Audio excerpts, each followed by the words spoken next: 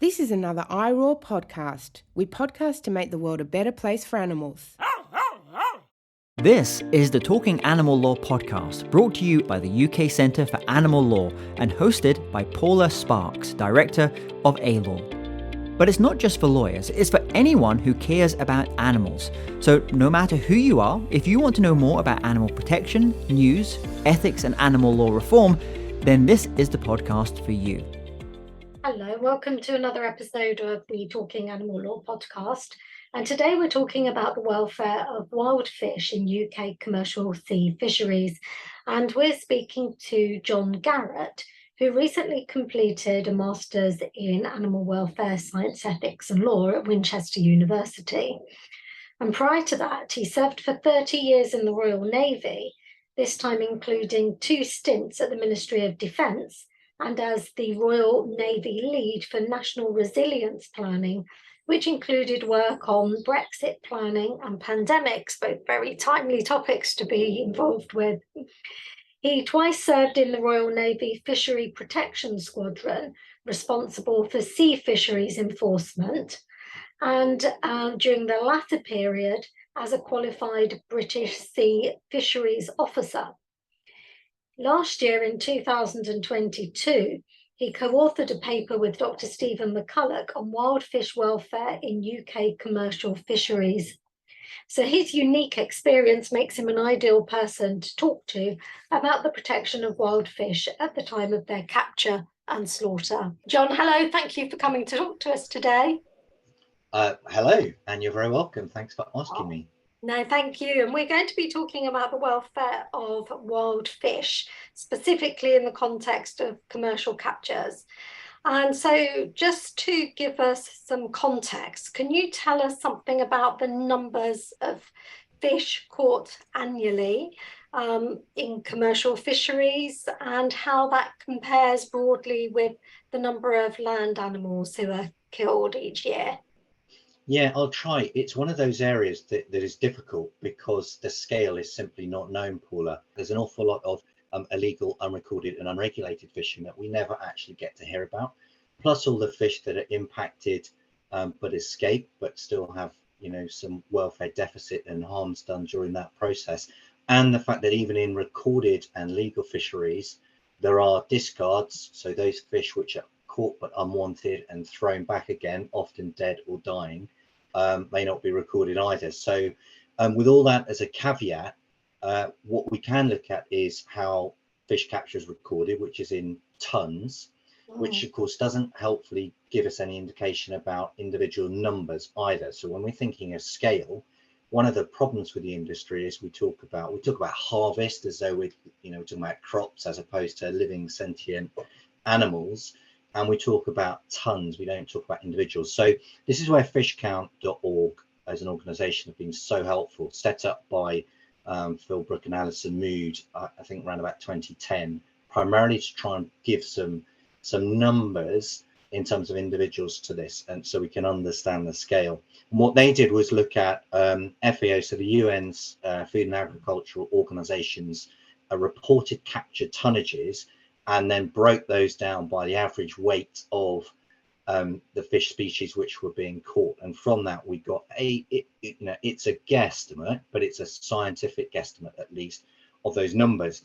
So what that gave them, they looked at a period of about 10 years from 2006 to 16 and estimated something in the order of 790 billion to 2.3 trillion fish per year. Now, remember, that's a vast underestimate because of all those other factors.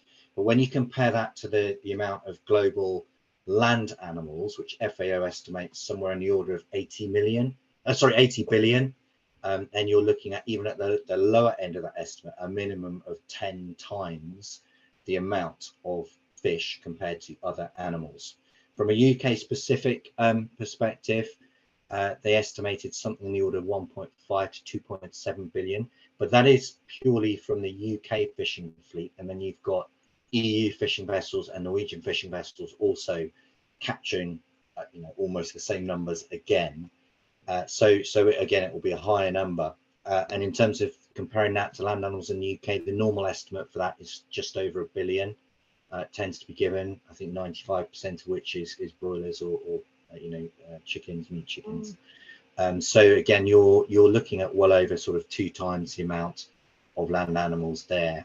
And even when you compare it to farmed fish, Paula, in farmed fish actually overall globally have now slightly overtaken the number of wild fish in terms of overall numbers by weight. But in the UK, capture fisheries still account for something like 2 to 3 times the number that farmed fish aquaculture does as well. So let's just say it's pretty significant in terms of numbers and scale. And who in the UK makes policy on wild capture of commercial fisheries, and what public bodies are involved with advising on the welfare of wild caught fish? Yeah, well, oversight of all of the UK policy and governance issues falls to DEFRA, so the UK Government Department for Environment, Food and Rural Affairs.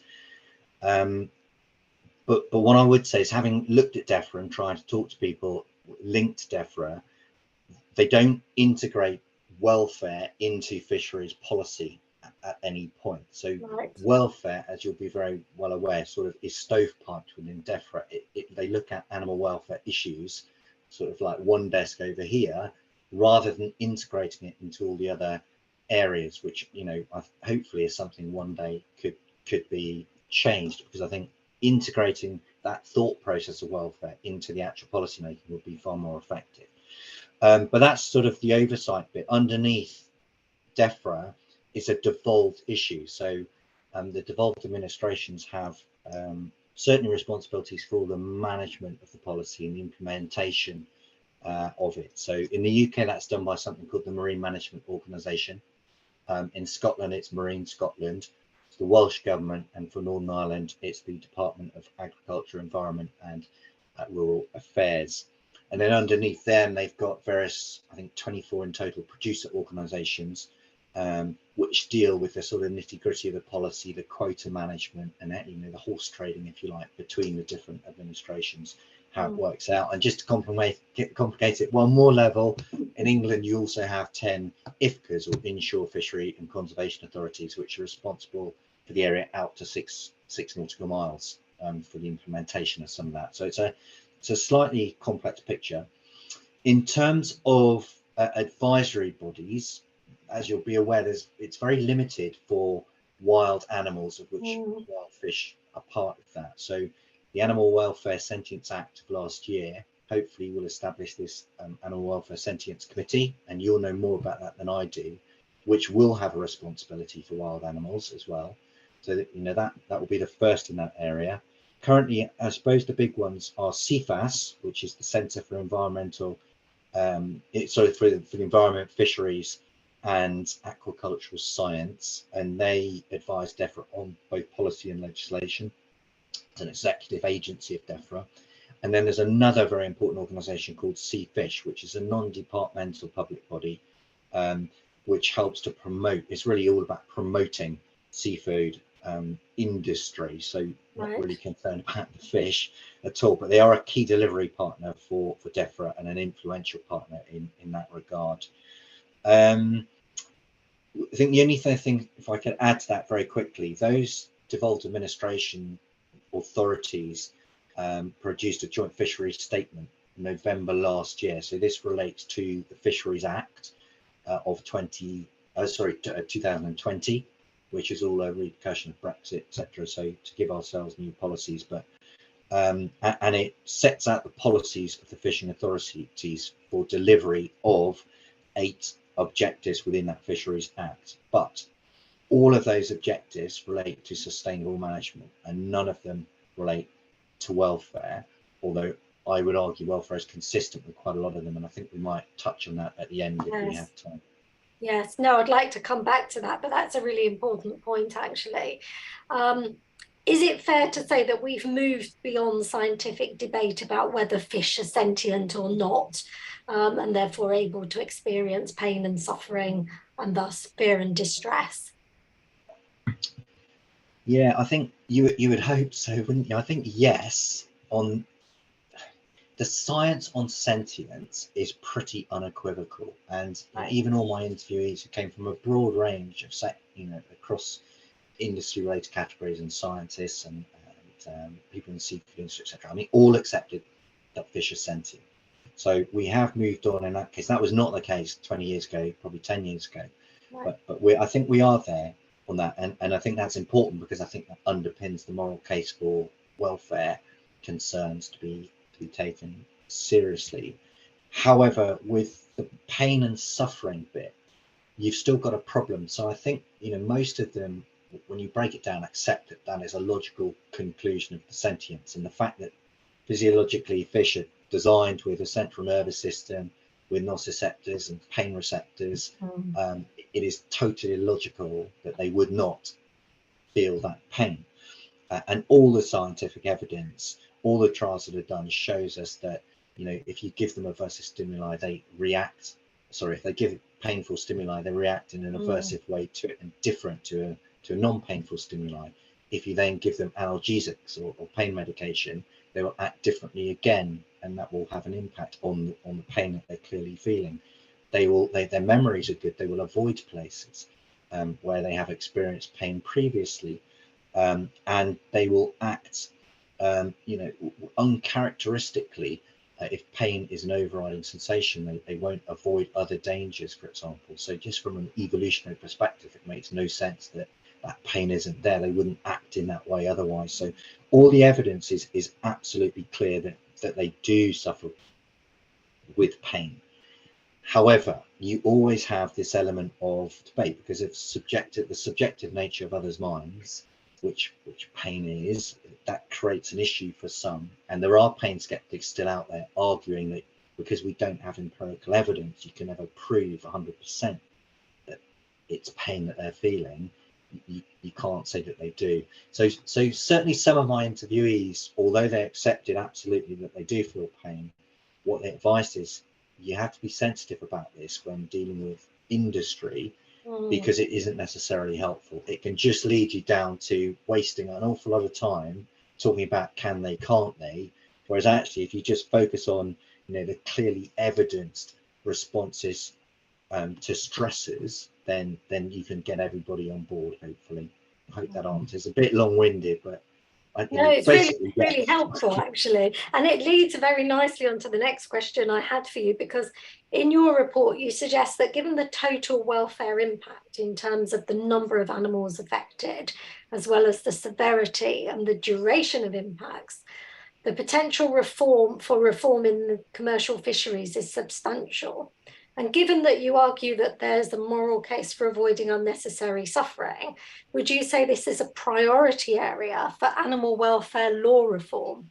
Good question about prioritisation. And I think, to be honest, even just looking at fish, you would have to prioritise the welfare of farmed fish or aquaculture over those in commercial capture.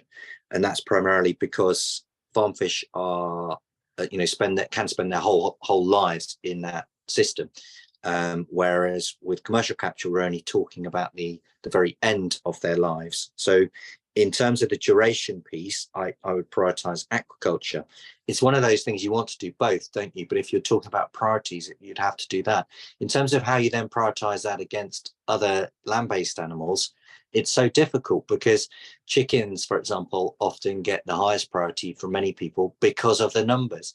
So if you're thinking about numbers, that brings you right back to fish, and that, the scale of it makes you go, it's got to be high priority. And I think when you add the scale to the fact we now know pretty clearly, unequivocally, these are sentient animals, added to the fact that there are no welfare protections at all currently, with the sort of the hidden nature of some of it, the lack of consciousness towards it, the cruelty, the barbarism really of some of the practices, still, you have to say that creates a pretty obvious welfare gap. And therefore, I think it has to be a priority for animal welfare reform. But how you set those priorities is so difficult. And the other thing I would just add, I think, because we are so far behind with this area, that the initial focus of that response, if you like, has to be very much about raising awareness for everybody. So maybe it's a slightly different focus than some of the other areas because we're that far behind. and so perhaps we can do things concurrently. Yeah, no, that makes sense. So looking at this in more detail then, what are the range of capture methods and what sort of welfare impacts can occur during the capture process?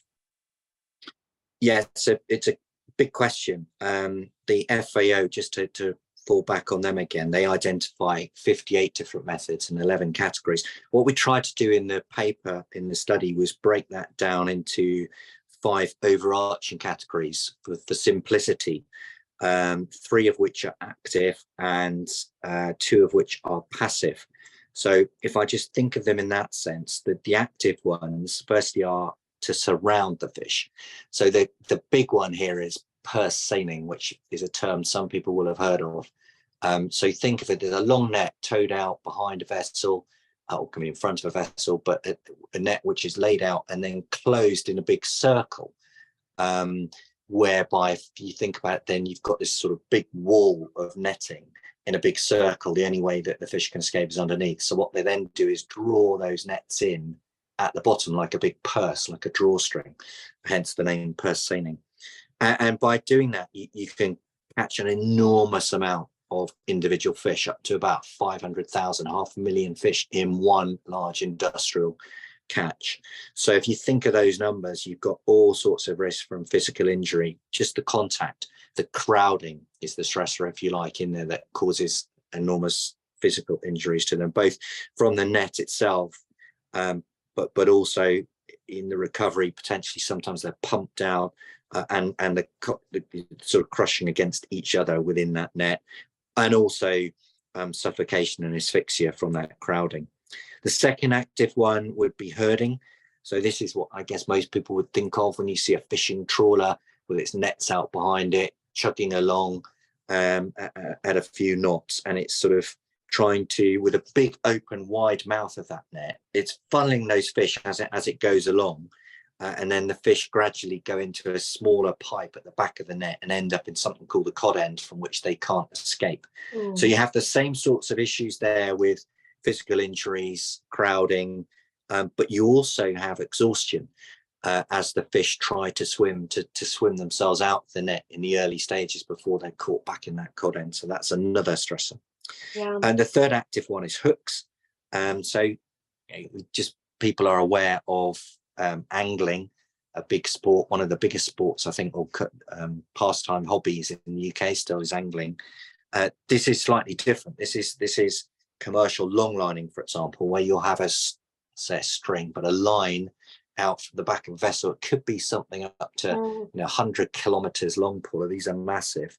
And then you have horizontally attached little mini lines with hooks on as well to those long lines, all of which are generally baited, and that's often with live bait, so other fish or other products used to try and entice the fish to bite on those hooks. So you get physical injury there when they caught on.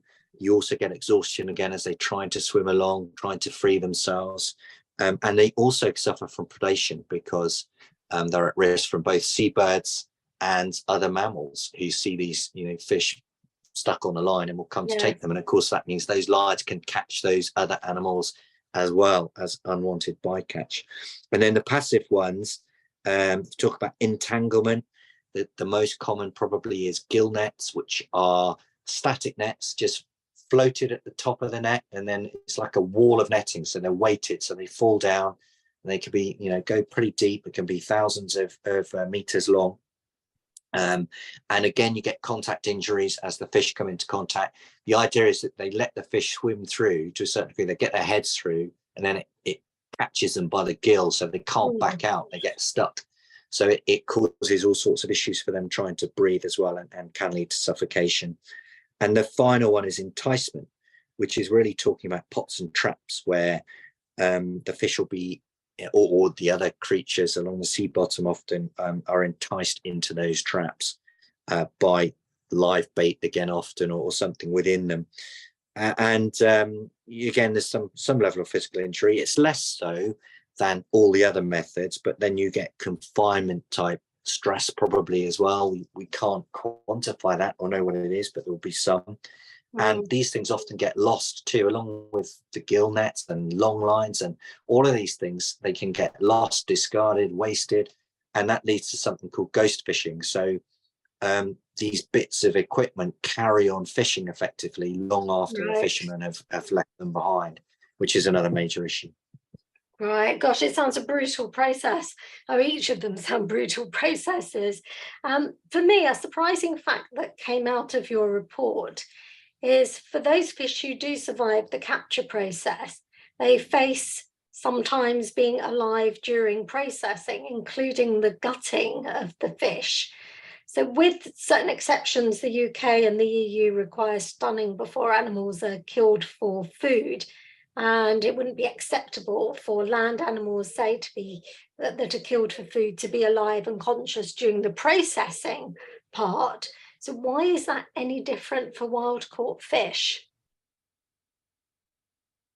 Yeah, it's a really good question. I mean, there are different rules for wild animals, as you'll be very aware of, rather than domesticated animals, for example, being exempt from the Animal Welfare Act. And until very recently, we've had no public body giving any advice at all on wild animals whatsoever. So there's that aspect of it. And then I think there's with fish in particular, this issue that they are out of sight, which means that there's less public pressure on it, really, and there's less consumer consciousness of what goes on, and there's less awareness about the sentience of fish too. I think still the science is catching up.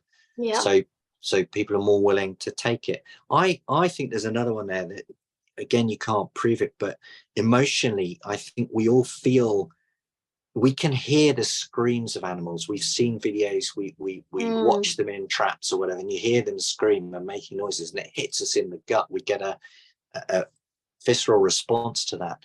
Fish are silent, so you can sit and watch fish being gutted alive, being suffocated in a net, being suffering from asphyxia in out of water, and not actually have that kind of reaction because you don't hear anything. And I think that's sometimes underestimated. That's just a personal thought. But then there's the practicalities to it as well. The fact that it's pretty difficult dealing with some of this stuff because it's a difficult environment. Being on a fishing vessel, I've been on a few. The marine environment can be very challenging, can be quite dangerous, quite scary, and it's difficult to do things like stunning on board, and the numbers and the size of some of these fish as well. It's difficult, it's expensive, and so it could potentially an existential threat to some of their businesses, particularly the smaller ones. So there's a lot of different reasons here, but I think it's the wire bit and the out of sight bit, and the lack of really feeling it when we watch it. No, that's really interesting. That's so many thought-provoking points there. I hadn't thought about the fact that we can't actually hear the pain response, whereas with other animals it's much clearer. What other welfare impacts on wild fish in commercial fisheries did you identify in the report? So we used 11 key stressors when we were looking at this, and there are a few others in different reports, but I think these are fairly standardized now. So we've talked about crowding, exhaustion, physical injury, and predation when we were looking at the capture method. So the other big ones that are there are hypoxia, so low levels of dissolved oxygen in the water, and that causes from changing the areas and from also when they immerse will come out of the water, and that creates breathing issues. It can create lethargy, balance issues for them, and ultimately they can die from hypoxia itself. Barotrauma, which is to do with changes in the pressure as they are brought to different levels in the water. Think about divers getting decompression sickness. It's that for fish, and that can manifest itself in things like burst swim bladders, which is presumably very painful and debilitating for them. Then the sort of environmental ones, temperature shock and light exposure, are both big stresses for them, and cause rapid changes. These rapid changes can disrupt their metabolism, disorientate them, and in worst case scenarios, blinding. can occur from the light exposure, for example. Then you've got osmoregulatory distress. Again, from all the changing conditions, this causes issues with their blood circulation, getting to the respiratory surfaces, causes issues like dehydration. Immersion, already sort of touched on, which brings together many of those other stresses. And I mentioned hypoxia, that that comes about from being immersed from the water. Yeah. And the other thing with immersion that it's hard to imagine, rather like the silence point, is for the first time they're feeling their body weight when they come out of the water. For most of them, it's something they won't be used to, so that will create stress itself. And the final one, Paul, I would say, is displacement. And this is particularly relevant for those fish which may get discarded and still alive, or escape and are still alive, because they're now in an area that they're not familiar with. The conditions may be different, the salinity of the water might be different, the habitat will be different, there'll be different predation risk, etc. So that's another key stressors caused by this type of fishing.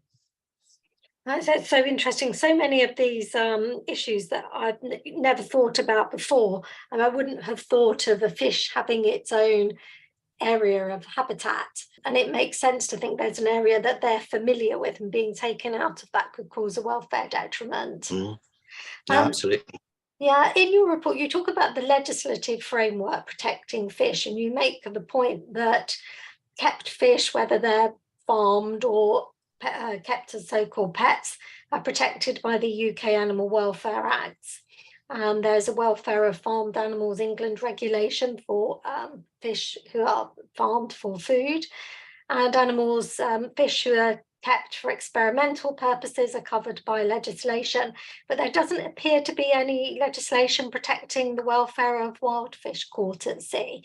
Is there any regulation at all of their capture, transportation or slaughter methods? So very, very little. There are some regulations relating to protected species, and it's not related to welfare, but it's about sustainability for them.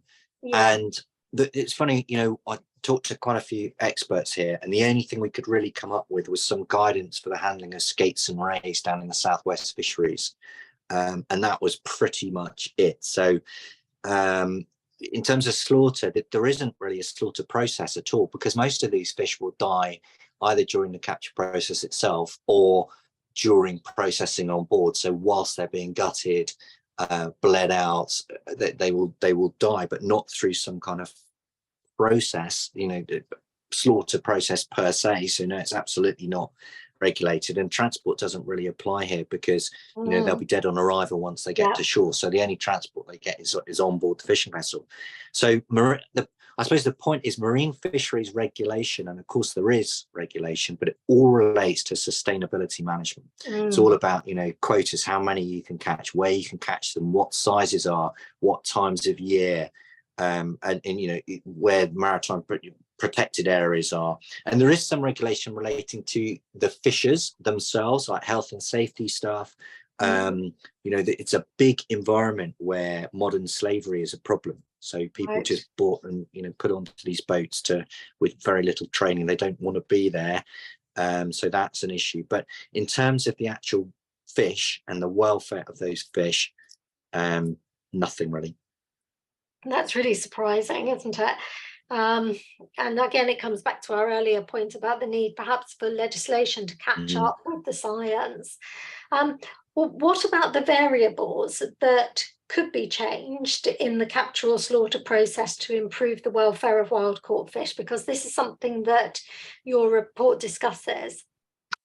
Yeah, I think we do speak quite a lot about the variables, and we've already mentioned the number of methods, so 58 odd different methods. So add to that, you've got something in the order of, it's hard to pin this down, but it depends where you read it, 33 to 34,000 different species of fish.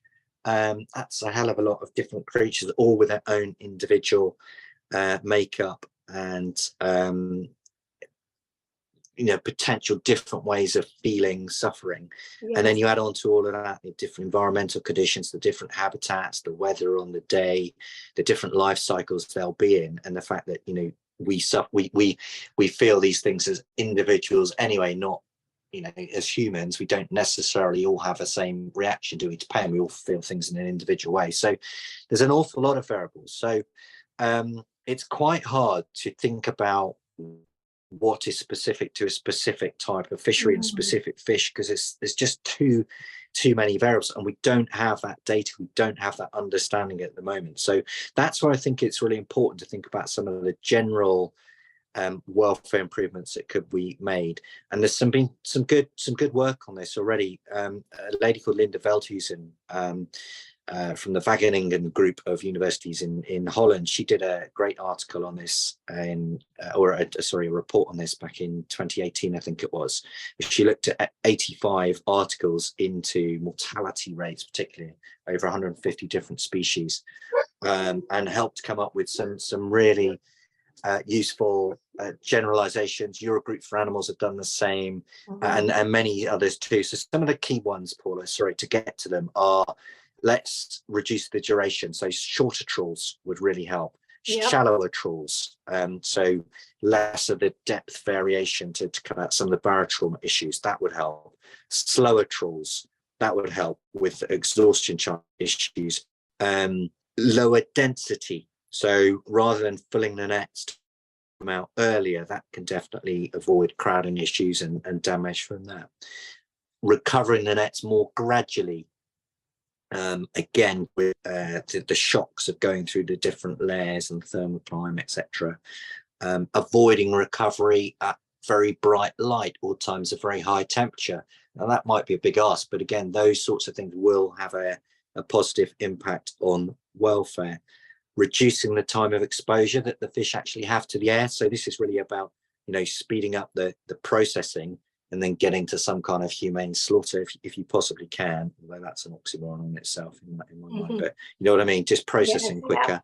And then there are other sort of, you know, tangibles to this, which are trying to reduce the unwanted catch, so reducing the numbers, targeting in that way. So better targeting in the first place, better selectivity through gear design, helping those that you don't want to escape once they're in the nets, avoiding certain areas at certain times, all that sort of stuff.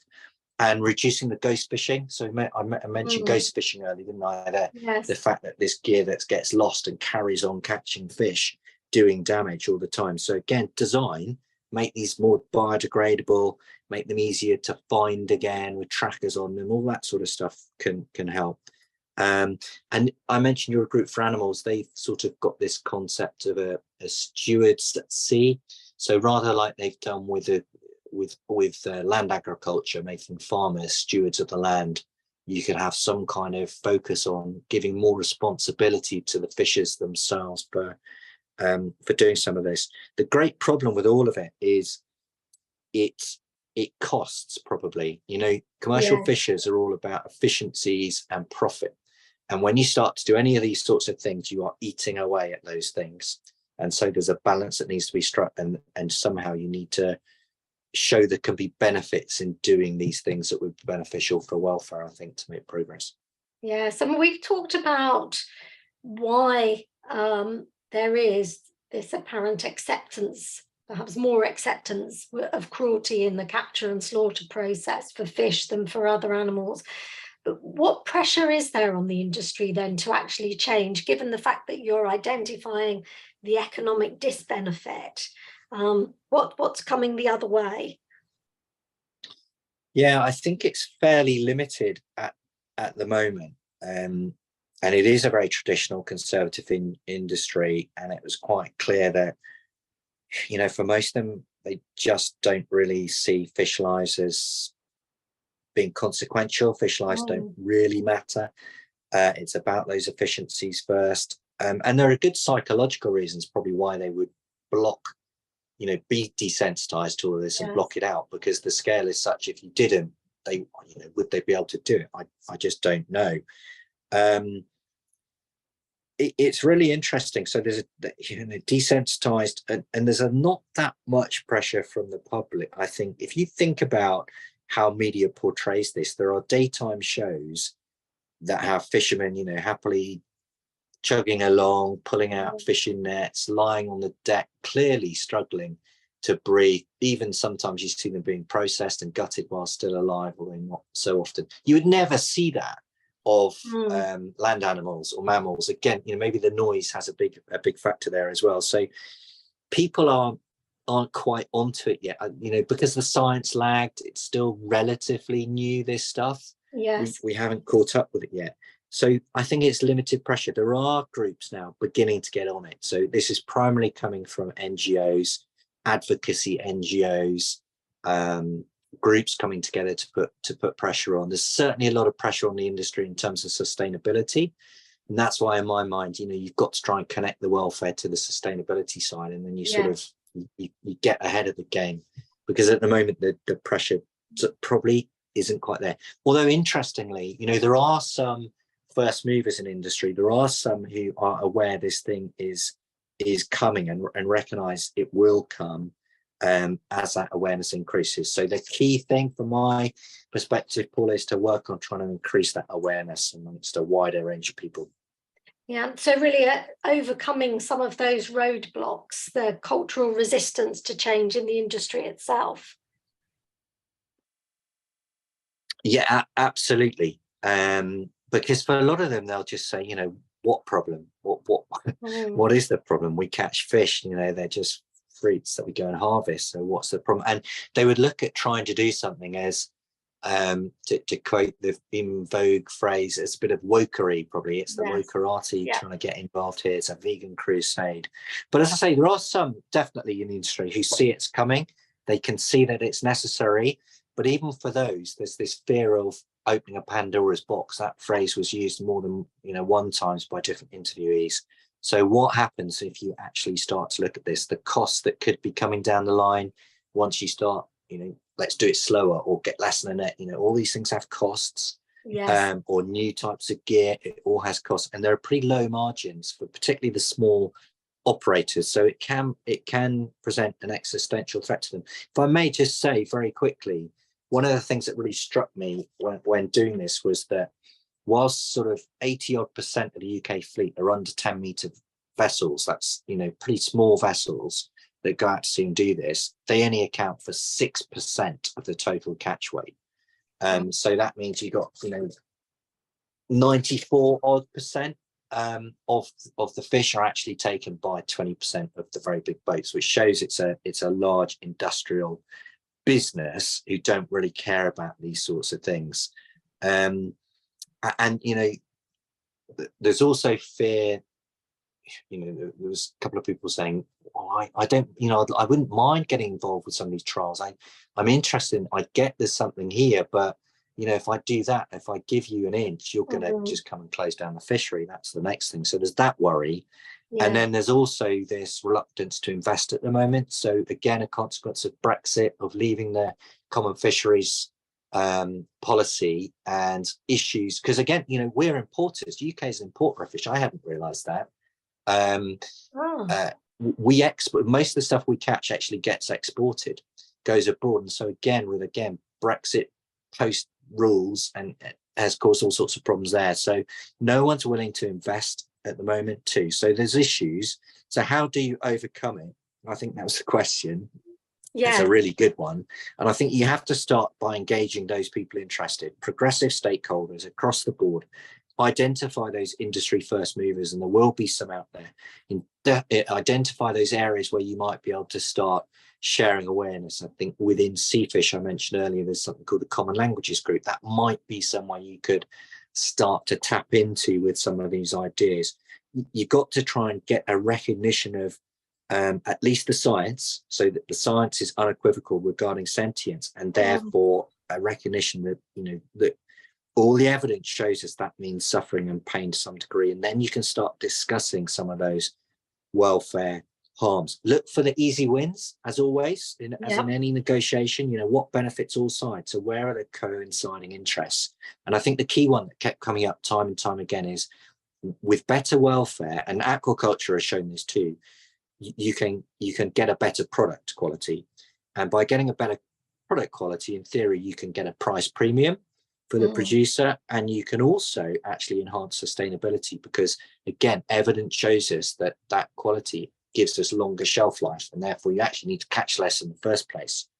So you've got to look at all those sorts of things, and there could be reputational benefits to this too as well, Paul. I think, you know, once people start catching on that, oh look, fish are actually as sentient as mammals, they're actually as mentally capable as primates. All the evidence is there. Once we start getting that out and people get it, then there's real risk to reputational benefits of those fishes that don't start paying attention to some of this. So I think those are the sorts of things we've got to do. Education, it's about changing behaviours, doing the right things, but they've got to understand what the benefits would be as well. And just to cite that it can be done, Norway introduced a discard ban back in 1987 when they were wiping out their cod stocks to try and tackle that. And over that period of time, attitudes have changed, and now I was getting stories about the completely different attitudes towards discarding in Norway, completely different attitudes to, from young fishers now as to the practices used by their fathers, which they see as abhorrent. So it can change. We need to start making people aware of the issue. I think that's really interesting, and it seems very much from what you say that whilst the welfare of wild fish in itself is important, it also is supportive. Better fish welfare is supportive of other fisheries objectives, and the main one that it seems being sustainability, although there may be others. Yeah, absolutely. I touched on this before. So in the Fisheries Act 2020, there are 8 specific fisheries objectives. As a sustainability, absolutely, as you say, is the key one for me, and that's number 1. And that's about long-term environmental sustainability, management of fishing vessel fleets to avoid over-exploitation of stocks. And from the welfare side, reducing numbers, that's a key part of our welfare equation, isn't it? So better selectivity, avoiding that collateral waste, and also by gear changes, etc., you can enhance the survival prospects for those that do either get discarded or escape through the process. So some real benefits there. You can also change design to reduce ghost fishing in the sustainable sense, again for welfare numbers, much better. And this premise of better welfare, longer shelf life, better quality, longer shelf life, less waste. So absolutely ties into that one. There's an ecosystem objective, which is about 2 things: minimizing negative impacts on marine ecosystems, and also reducing incidental catch of sensitive species. And again, welfare plays to both of those, in my view. You reduce damage to habitats by stopping things like bottom trawling potentially, reduce the impacts on aquatic biodiversity. So you stop knocking out the lower ends of the food chain as well, that impacts on higher ends of the food chain. All of that is good for their welfare whilst they're living free, so that's good. And the incidental catch, if you can reduce that, again you're back to the numbers bit, better selectivity, and you're knocking out the numbers element of the welfare equation. Scientific evidence is another one, and that's about collecting and sharing data. We desperately need that, so we need more data to really understand what goes on. If I said, even these experts in the field saying we don't really understand, like in a pelagic fishery, when you're doing those massive purse seines and hauling in hundreds of thousands of fish, lots of them die before they get on board, but we don't really know exactly what it is that's killing them. Is it the crowding? Is it the bumping together? Is it other stressors? So we need data. We need to do a lot more trials to try and understand that, and there is some work going on in that area, which is great. And only by doing that, we can start to work out what best practice really is, and then educate people how to do it. The other part of scientific evidence is about, managing fisheries on the best scientific advice available. And that's really, really consistent, isn't it, with what we're talking about? The best science says, hey, these are sentient species that we're talking about. So, we need to acknowledge there's a welfare gap here, and then we can start looking about improving it. Few more to run through if you've still got time. There's the precautionary objective. And just we obviously in welfare people think about the precautionary principle, and let's assume suffering is there and therefore try and mitigate it when we do things. But this one's also specifically about helping to restore stocks to levels which are higher than that required for maximum sustainable yield. So that relates back to the sustainability issues, and it's numbers, welfare. Let's try and reduce the numbers, and that's good for welfare. Bycatch objective. Now bycatch is all the sort of stuff that you don't want but still gets caught up in the nets, on the hooks, etc. So we want to try and reduce that, avoid it, at the very least make sure it's being recorded properly, and probably in most cases being landed. This is to try and avoid the mass instances of fish which were, even when they were dead through the process, were just thrown overboard because there was no quota for landing them. So we've got to get over all of those sorts of issues. From the welfare side, again, helping to reduce waste here and the numbers taken, and helping to reduce the damage by design, selectivity, etc.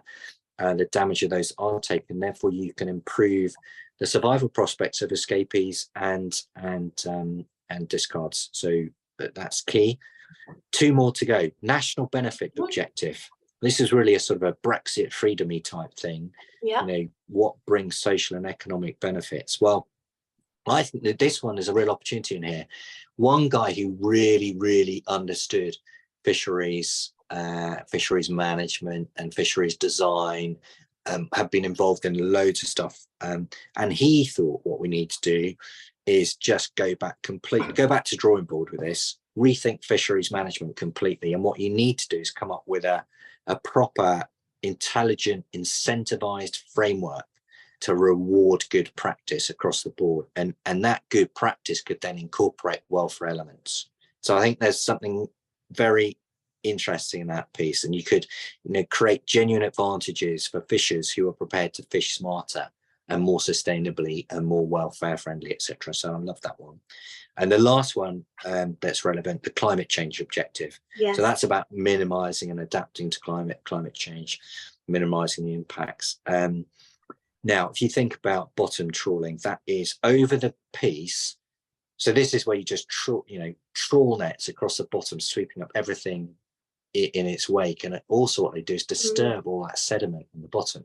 Yeah. So there's more carbon capture in the bottom of the oceans than there is in all the forests on the Earth's surface. And one study in 2021 showed that the causes of just demersal bottom trawling it creates as much CO2 emission as all global air traffic that there is. And it's also making the sea more acidic as well while you're doing it. So whilst there will be some people absolutely that dispute those findings, this is a major issue. And we could try to, reduce some of those most destructive techniques and methods, which would help with climate change as well as obviously welfare benefits. I think the key point I'd make, Paul, with all of that is that welfare really is linked to all. The only one it's not is something called the equal access objective, which is literally just about fishing vessel access to certain areas. And you could even make a case for that with protected areas, etc. But welfare is linked to all of this, and there's lots of level of interdependencies. Big link to sustainability, which I think is really key, because that's where all of your sort of certification schemes come into play. So you could link into those extant schemes if you link to sustainability. And overall, we just need to think about how we do this smarter, incentivize people to do the right things. We need to develop better tools for improved data collection and improved understanding of what actually is going on, and critically just raise the awareness, both within the industry but also critically of consumers to help putting that pressure on too. So yeah, I think that's where I'd leave it with those thoughts. Well, John, thank you, because it's been such a fascinating discussion with you today. I've learned so much, and as I said to you before, I really did learn a lot from the paper. So I would recommend people to go out and to read that themselves and to dig deeper into the detail, because it's really interesting and raises so many of those important issues around climate change goals, sustainability, and so on. And as you rightfully point out, there's so many interlinking points here. Yeah, so thank you so much. Yeah, no, it's been really fascinating. Thank you. Thanks, Paula. Thanks very much for your time and your interest. And just one more plug, if people are interested. Steve McCulloch and I, who was my co-author on this, we are thinking of doing a follow-up paper as well, which will look very much at the barriers and how you try to overcome them. So sort of strategizing a little bit with potential approaches, because we don't really touch that in this first paper. But hopefully what the first paper does is give people a bit more of an awareness. So it's a great place to start. Fantastic. So watch this space. Look out for the next paper. Paper 2 is coming. We shall see. He's twisting my arm. We'll see where it goes. It will. But in the meantime, thank you very much indeed, because it really has been interesting. Great stuff. Well, lovely to see you, and thanks for your time. If you've enjoyed this episode, please subscribe on Apple Podcasts, Spotify, or wherever you're listening from. And if you give us a good review, it will help others to find us. And don't forget to subscribe so that you don't miss a show. For more information about the work of the UK Centre for Animal Law, please go to www.alaw.org.uk. For more great iRaw podcasts, visit irawpod.com. That's iroarpod.com.